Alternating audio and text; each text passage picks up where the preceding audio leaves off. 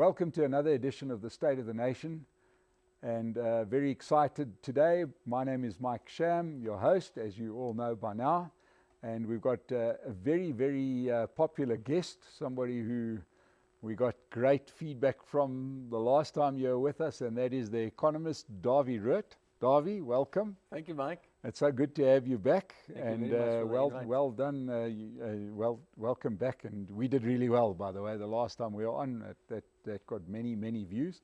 So everybody enjoying this today, make sure you subscribe to the channel. And I have to tell you, especially your old guys, it's free to subscribe to the State of the Nation channel. So just click that subscribe button below this and you'll enjoy this content and much more.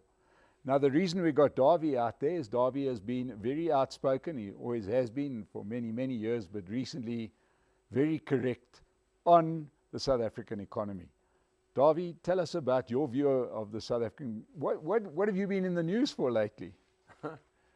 Well, in the end, I guess the single most important number is economic growth. Now, the South African Reserve Bank met recently. They decided about the repo rate and they decided to increase the repo rate, and perhaps we can talk a little bit about that. And I thought they're going to go for a 50 basis points increase, but they went for a 25 basis points increase, and I thought, but that's the wrong decision until I read through the statement of the South African Reserve Bank, and there I picked something up that really got me very worried. And that is that they, according to their calculations, now I used to work at the South African Reserve Bank and I know they've got really excellent macroeconomic models there. And they say that because of the load shedding that we're currently experiencing in the South African economy, that you can shave off more than 2% of economic growth. Now this is a huge number, 2%. If you put it into money, we're talking about, if you calculate it over a couple of years, we're talking about hundreds of billions of rands. So we talk about the South African economy that's just not growing. It's not going anywhere. And the Reserve Bank's estimate is that the economy is not going to grow this year. Now, and that's why they went for the 25 basis points and not for the 50 basis points, because weak economic growth in itself is disinflationary. So the weak economy is actually pushing down inflation a little bit. But that's the problem. That's the issue in South Africa. The South African economy is not growing. And because the South African economy is not growing, we will have high levels of unemployment, high levels of poverty. And in this environment, we have these horrible numbers and other things, like, for example, rising food prices. This is a toxic mixture of things that we have. And now, on top of all of that, we have the election 18 months from now. And from now on, the politicians are going to promise us the sun and the moon and the stars. And I'm very concerned about, violence. I'm concerned people going to the streets and burning stuff down, and I'm really concerned about that. So, but it all boils down to one number only, and that's economic growth. So the economy is just not growing, and people are suffering in the economy, and politicians play politics, and especially the ANC government will start looking around to now who are we going to point our fingers to? Who are we going to blame for all of this? They've started blaming the Eskom. The ANC is blaming Eskom. I mean, can you imagine that? The Eskom is what it is because of the ANC government. Yeah. And I'm concerned that they're going to start blaming other institutions, like, for example, the South African Reserve Bank and so on. So what concerns me is, of course, politics is always, but as an economist, that we just don't have economic growth. Yeah, and there doesn't seem to be much of an appetite. There is no appetite. You brought it up. It's all about playing politics at the moment. I mean, the president himself has done absolutely nothing to improving the mood of the economy. Is that right? Yeah, I'm afraid. Well, according to some reports, that it's quite possible that the ANC could get even as little as 40% in the next election, even below 40%. So if I was the ANC, I would really start panicking now. So it's 18 months away before the next election. The president is a very powerful individual in South Africa. I think he's got 18 months left. That's not enough time. He's not going to fix this economy in 18 months. It's too late. They left it too long. But there are a couple of things that he can do to try to regain some, I guess, a level of confidence back in South Africa. And it's simple things. Don't go for the big things. Of course, we need to go for the big things as well. We need to fix Eskom. We need to fix the police. We need to fix educational infrastructure, all those sort of things. We need to do that. But those things are going to take time. It's going to take a lot of money. It's going to take a very long period of time before we can really see the results of that. So are there alternatives? And I can think of two things that the president can do to get some short-term benefits for the ANC when we're talking about the election. And it's going to sound very simple, but think about this a little bit. Confidence in South Africa is at the all-time low. That's consumer confidence, business confidence, investments, all of that. Confidence in the government, confidence in the country, confidence in the future of the South African economy. Is there something you can do to turn that around? And I think there is something. You need something that's cheap, that everybody will support, and chances are you're going to be successful in that. Are there things that you can do? And I can think of two things. Simple things, really simple things, easy things. The one is clean the place up. Just clean the place up. The president's got to stand up and say, listen, this place is filthy. Let's just clean it up. Every Saturday morning, whatever, we're all going to walk in the streets and clean the place up. Just clean the place up. And if you can tick that little box and say, listen, we had this drive to cleaning up the country, we were successful, and everybody's going to support you in that. Nobody likes to live in a filthy country like South Africa. Clean the place up. Be successful at something. Just at something easy. The second thing that I can think of, just fix the traffic. I'm not talking about putting new roads or whatever. Just make sure people follow the rules of the road. That's all. Everybody's going to support you on that. So it's this program, we're going to all be law-abiding citizens on the roads and all that. Just do easy stuff in which you're going to be successful. And then people, if you do that, you're successful with that. And if the president gets up tonight and he says, listen, we're going to build a new power station and blah, blah, blah, all of that, nobody's going to believe him because he's got a track record of promising all these things and nothing happens. Promise a simple, easy thing, be successful in that, and next time when you talk about the fancy new power station, then maybe we're going to believe you. So, but I'm afraid they've left it far too long. The ANC government's going to pay a very dear price for what they've done to this economy. And I want to point a finger to the ANC government. This is the most destructive force that the South African economy has ever seen. Yeah. And before people who are watching us today think that the idea of cleaning the place up is a ridiculous notion, if anybody, please go and research what Theodore Roosevelt did when he became mayor of New York in the late 1890s. He literally put a whole lot of men out there, it was very much male-dominated world, in white clothing to clean up the streets visibly every day. And he became the most popular figure and eventually became president of the US. It's not something that is unheard of. There have been other results, Mussolini famously, and so on, a few other people that were perhaps looking for support for different reasons, but the majority of people, it resonated with people and people followed them if you just start doing those basic things. It's also known as a so-called broken window thing. So make sure if there's one broken window, somebody, I don't know exactly somebody who did that, but if you look at the building and there's one broken window, tomorrow's going to be two broken windows, and next day all the windows will be broken. If there's one broken window, fix one broken window. Well, I could sadden you even more to say that the guy who took credit for that was Rudolph Giuliani, but it actually wasn't his policy. The guy whose policy it was a guy by the name of Bill Bratton, who was the head of the police in New York, and he did it and brought crime rate down dramatically, and this became a theory that has resonated ever since. That man was in South Africa advising the government, the new incoming ANC government, and they sent him on his way. They said they just wouldn't do it. So I think we know what we're dealing with. There's very little chance of the ANC suddenly becoming what they haven't been able to be for 29 years. In the meantime, what's going to happen over the next couple of months? So we're heading for a general election. Politicians are not interested in the economy now. They're not interested in people. They're interested in playing politics now. And like I've said, I think the ANC government going to start looking for somebody to blame. They're blaming the Eskom already. They caused the problems. They're blaming. I'm worried they're going to start blaming the Reserve Bank for all sort of things. They're looking for somebody to blame. It's not their fault. It's somebody else's fault. So they're going to play politics over the next 18 months. There's not going to be much in terms of proper macroeconomic management coming from this government. They want to survive the next general election. And so the next couple of months are going to be disruptive because of that in any event.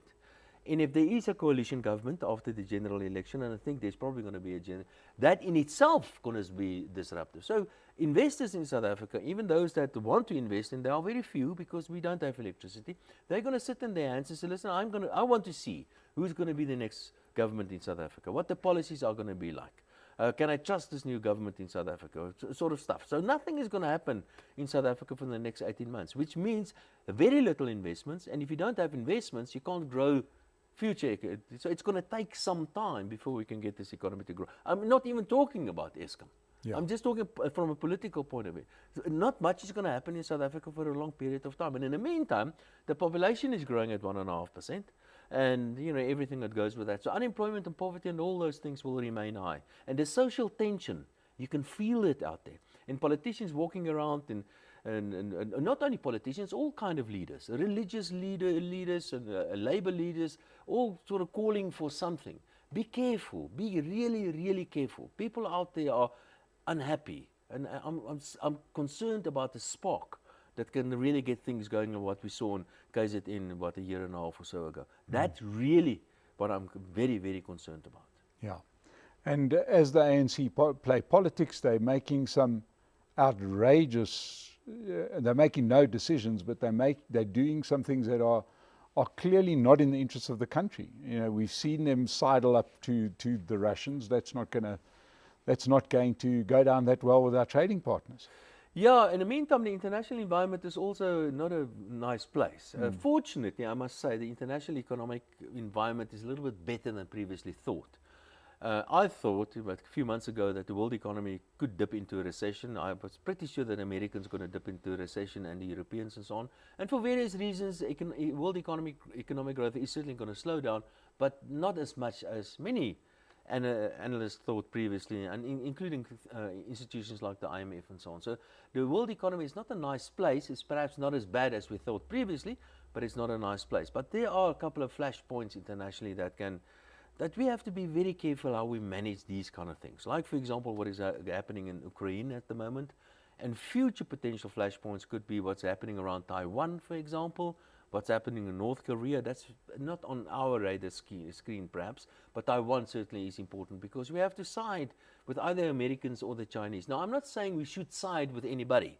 Don't do that, but don't sort of create the impression that you're taking one side or the other. Try to be really neutral. And the impression that I'm getting here is that the South African government is taking sides here. Dawie, I would like to just discuss something which is going to impact South Africa. I mean, there's obviously a lot of things impacting South Africa, and that is China. And, China seems to have got themselves into a situation that I don't think anybody would have predicted a year ago. It seems like, and it all exploded a little bit with their whole COVID policy. Yeah. But there seems to be real economic problems in China that have suddenly emerged. Have you been following the Chinese? Yes, I've been following China. I think this is a really amazing. This year, 2023, is going to be very important for a number of reasons. 2022 was actually a very important year as well because certain fault lines became much more clearer. Like, for example, the political fault lines internationally. Things like, for example, inflation became a problem all of a sudden. Central banks turned around in terms of monetary policy. So all sort of things happened in 2022, and much of that will continue happening in 2023. But the Chinese story is a big story.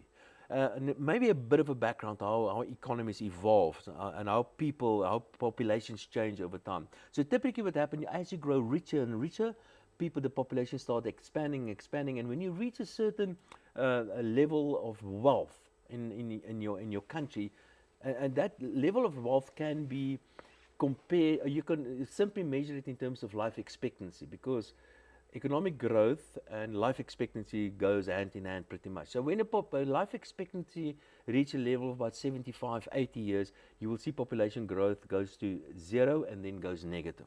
And it happens to all countries in the world. So poor countries become wealthy, and wealthy countries' populations start declining. There are one or two exceptions. One is China, because of previous policies, where they had this one-child policy and they started changing that and all that. So they accelerated this process. So the big difference between China and a normal economy and a normal country is that they're becoming fewer, or populations are contracting, before they become wealthy. Yes. That is very important. They're not wealthy, but the population is contracting. Some other countries also, like for example the Russians, their populations are contracting as well, but for other reasons, because alcohol plays a major role in that country, for example. Now, the consequences for the Chinese economy is that all of a sudden, you're not wealthy yet, but your population is getting smaller, it's getting older as well, and they have some serious economic headwinds waiting for them over the next couple of decades. Not the next year or 2, 3, for the next couple of decades. At the same time, their rival, the Indians, will overtake them. They've already overtaken them as the biggest population in the world. So from now on, the Indian economy will have this massive population or population dividend. We have a lot of young people, relatively few old and young people and so on, so they can capitalize on this population dividend, and while the Chinese are actually past that. So for the next couple of decades, we're going to see the Indian. I predict that the Indian economy is going to be the real engine of growth globally. And that will lead to all sorts of things. The Chinese really became very important from a political point of view internationally. It is a global power. They will gradually start losing out because of the economy just not there to support that anymore. While the Indians will be the next growth force, I believe, the real engine of economic growth going forward. And with a bigger economy and a stronger economy, you start demanding things like certain political privileges and so on. So expect that from the Indians over the next couple of decades. There is a on that. If we take one of the points that you mentioned earlier, this decline in China, which for the first time they even admitted in their last population figures, which came out recently, first time ever. There's rumors that their population is overstated perhaps by as much as 300 million people. Yeah. China has got a real problem. They can't replace many of those workers that have been feeding us our cheap goods for the last couple of years. So they haven't gone up the chain in terms of what they offer, like Japan did or like South Korea has done. Yes, that's exactly the point. So they're not at the point where they're technologically advanced enough, and very importantly, they're not wealthy enough yet to become an old country. Yes. And their own domestic market, because they're not wealthy, is not a great consumer force like, say, most big developed countries become, where you go from... But there's a danger in that as well, especially with a leader like Xi Jinping. Yes. Because he's got a very interesting personal history, you know, his family and all that, where they come from in the Communist Party and all that, and he worked himself up. His family was humiliated by the Communist Party, basically. A lot of people don't know that the Communist Party executed his parents. Yeah. And he's got his father actually, and he's got a PhD in communism. Right. Xi Jinping. So he's a real communist. Yeah. And his vision for China is to have a united China. Right. And he realizes is that there are other economies that's going to start growing much faster now. He is really, China relative to the rest is really strong at the moment.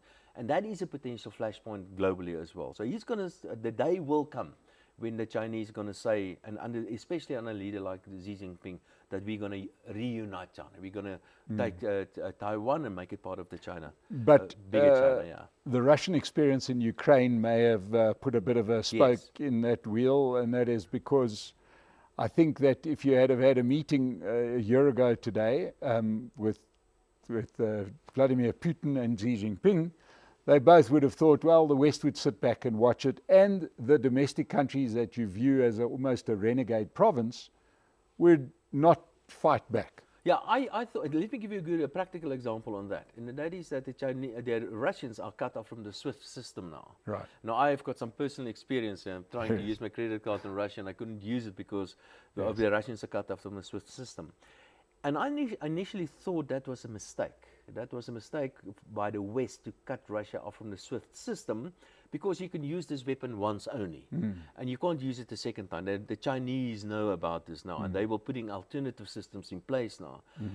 But I think perhaps that was a good move in hindsight, because the Chinese realized that they are so dependent on the Western financial system that they maybe want to take over Taiwan. They can't do that.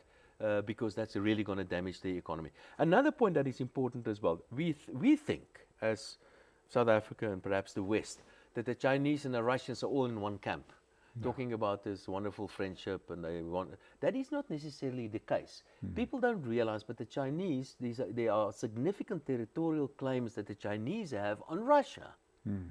And I won't be surprised if Russia is weakened enough that in the backyard of Russia, the Chinese may decide to make use of this opportunity to regain some of those territories, especially in the Far East. So that is something that I think the Russians better keep an eye on. Yeah, and to back that up, I think there's been a lot of evidence for the last 100 years that they make very uneasy friends. They, at almost every turn, they have not missed the opportunity to do the other one in. If you read the history of the Korean War, North Korea, this communist state, at that point was expecting support from the Soviet Union. They promised a lot, delivered nothing. The Chinese stepped in. And in the meantime, what is happening, and I think this is important as well, typically what you will find in history, you get these empires, and then the empire or the new civilization, whatever name you want, will collapse. The Romans, for example, they collapsed into nothing. The British, that empire basically collapsed just now in front of us. It was taken over by the Americans and all that. And many people have been predicting the end of the American empire. And that is not happening. I mean, if you look what is happening in the American economy, that economy is just, that economy is just doing so well.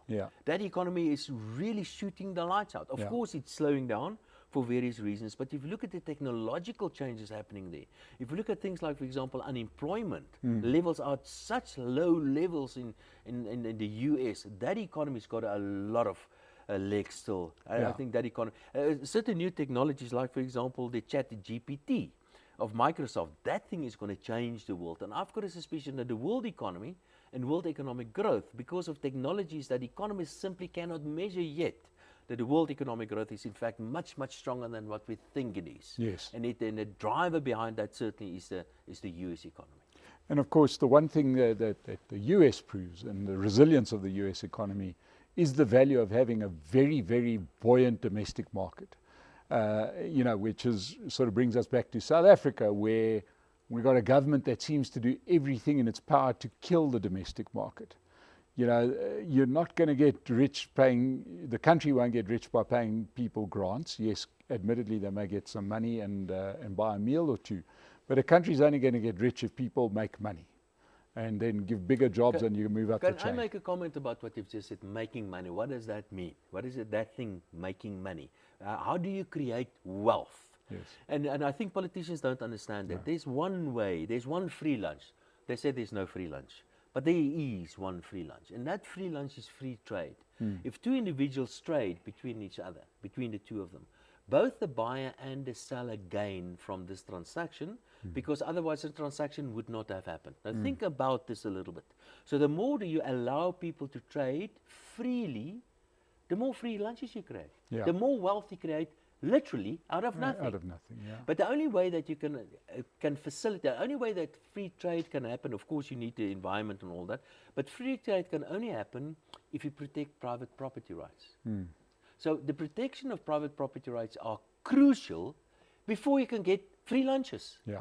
So if our politicians can simply understand there are three things that you need. If you do these three things, your economy will grow.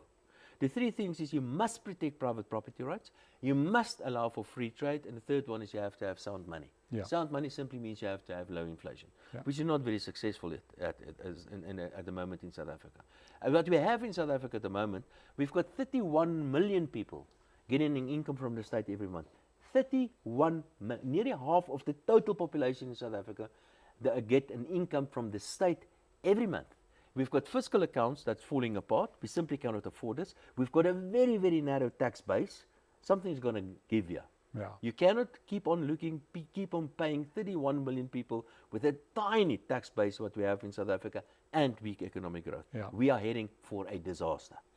It feels to me that the economic policy of the ANC over the last 10 years has been to say the Western free market capitalist system is doomed. China is where it's going to be. This is what systems are going to look like in the future. Therefore, we'll just wait for this one to fall over so that we can tell you all, you see, we told you so, and become a little China. That hasn't worked out that well, right, as we know. But I want to go back to one of the things it's a part of what you were mentioning earlier, and that is the role of India. Okay, and the Indian economy, because I don't know how much I buy into India as the engine of growth story. And I'll explain to you what I mean, is that I think India is not China. And it, to me, you know, they can't step in as a replacement for China. It's a loud, noisy country with its own attitude towards sort of that discipline, as opposed to China, where you could corral people into a factory and say, you will put together feather dusters all day, every day for the next 10 years, and we'll pay you a pittance. That wouldn't fly in India, by my understanding of India. Yeah, but there are a couple of other things that really working in favor of India. But just by the way, it's not only India, some other economies as well. I think Malaysia and I think Indonesia are economies that's also Vietnam. It's certainly going to, but Vietnam is small, but those other economies are big. But there are other things that's certainly working in favor of the Indians at the moment. One is nationalism. Yes. Now, nationalism is got a really bad side to that as well. But nationalism is good because you can take a lot of people along with you. And Modi is a real nationalist. He's a real Hindu nationalist, and that can work in favor. If you manage this correctly, it can work in favor of your economy. And I think that is certainly one big plus for the Indians. A second one is that they're very much closer to the West than China. Closer in terms of, because of the historic reasons, being a colony of Britain and all that.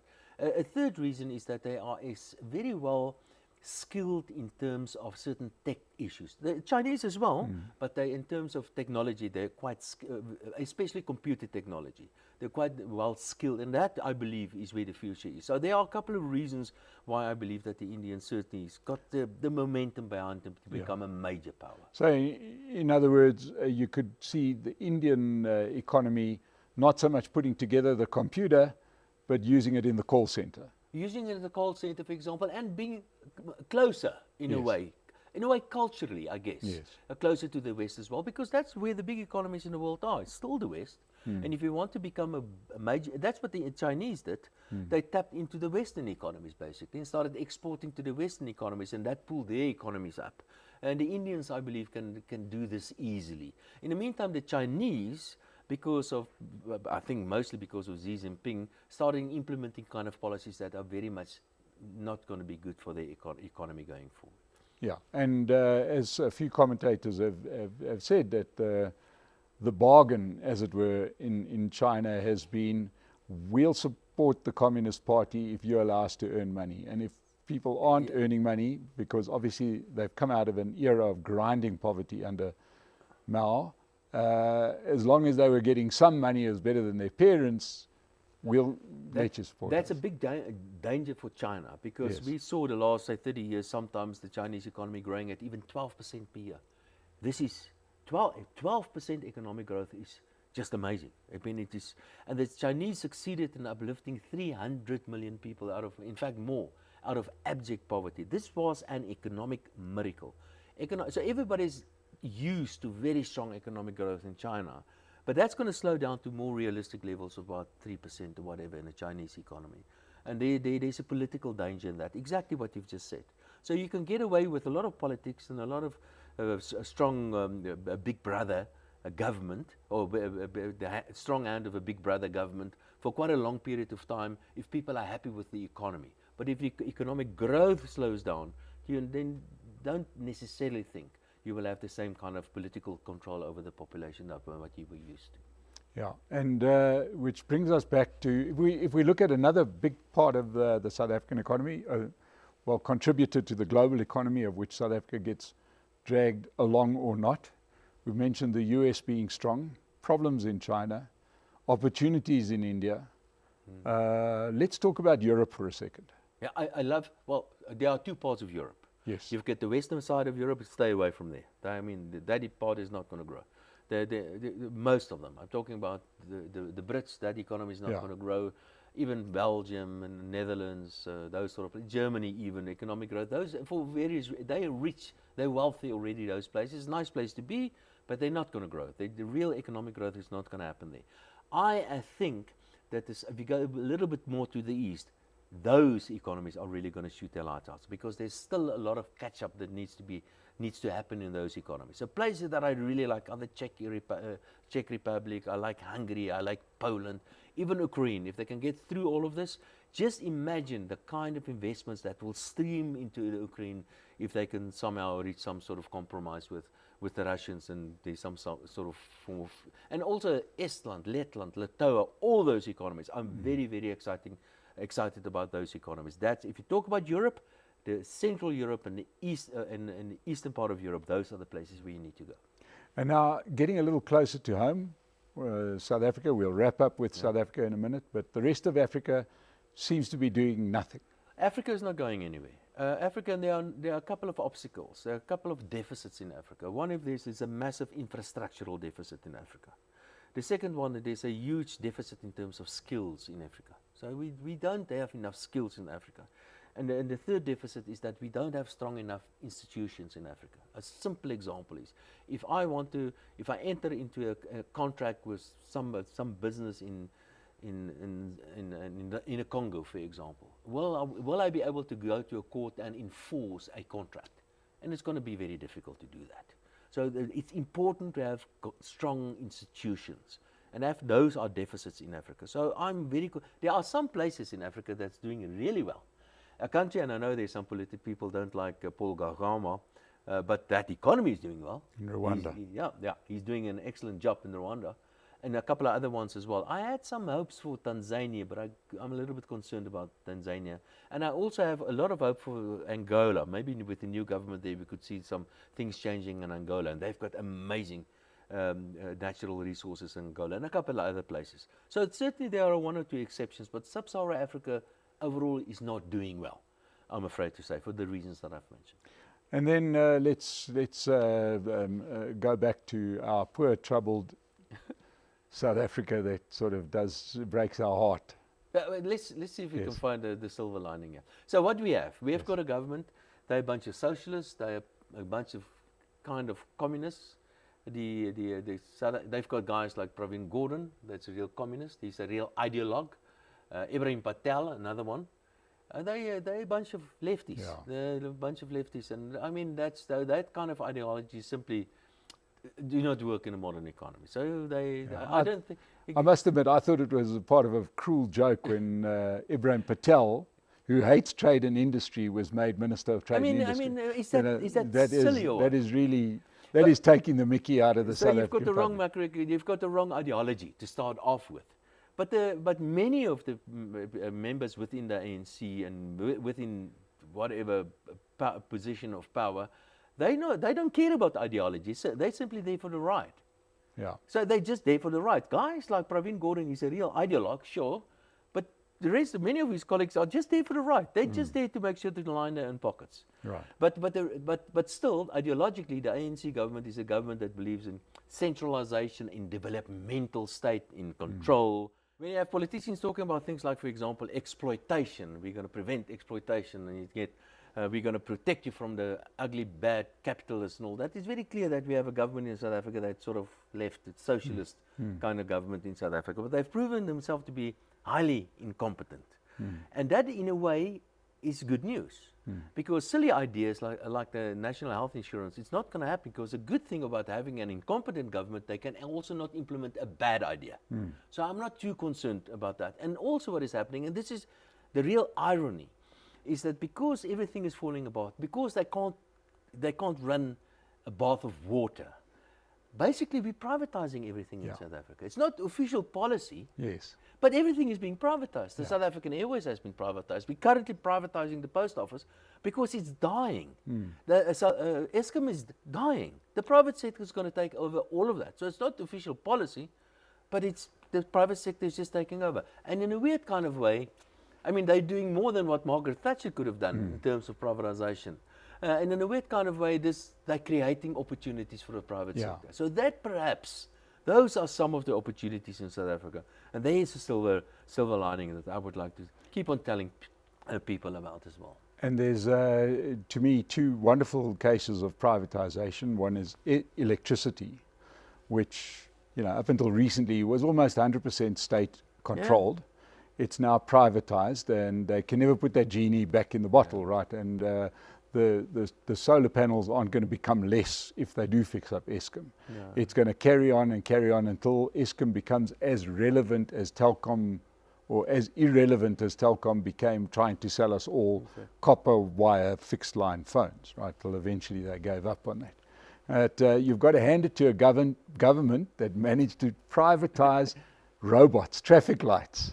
You know, go to a traffic light, there's a guy who used to be a beggar who's now directing traffic and is probably doing a better job than the traffic lights. So we've even managed to privatize traffic lights. We've privatized the police. Yes. There are more than three times as many private sector security people. So but what has happened in South Africa, and it happened already, is that us, the private sector, are simply leaving government behind. Yes. That's it.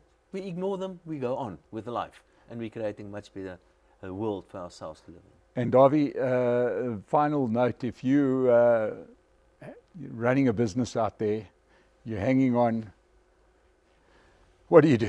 Yeah, okay, well, you have to see what's happening in the world of economics. And the world of economics has moved to the service industry. And there's a long story that behind that and all of that, but to make it short, is the world today is a service-orientated, technologically driven world. So if in a world like this, it doesn't matter where you are. There are a few requirements. If you stay in a place like South Africa, the biggest challenge is personal safety. You must be safe. Make sure that you are safe. You and your family, make sure that you're safe. Secondly, make sure you have the necessary skills. And that's also easy to get. I mean, there's a revolution happening in skills development in education globally. So make sure you have the necessary skills, and make sure you have a computer and a proper internet connection. If you have that, South Africa's got a wonderful brandy, wonderful steaks. It's a wonderful place to be. And if you can be part of the global service industry, it doesn't matter where you stay. Why not stay in a nice place like South Africa and start your global business here? Because there are so many opportunities. But the biggest thing is you have to be safe personally. Well, there you got some great advice, some good insights from Dawie Roodt. Thank you so much, Dawie, for joining us. If you've enjoyed today, please just hit the subscribe button. It'll be so good to have you in our next conversation. Dawie, thanks for coming back. We look forward to getting you again and again, but today was brilliant. Thank you so much. To everybody that joined us on the State of the Nation, thank you so much. We'll see you next time.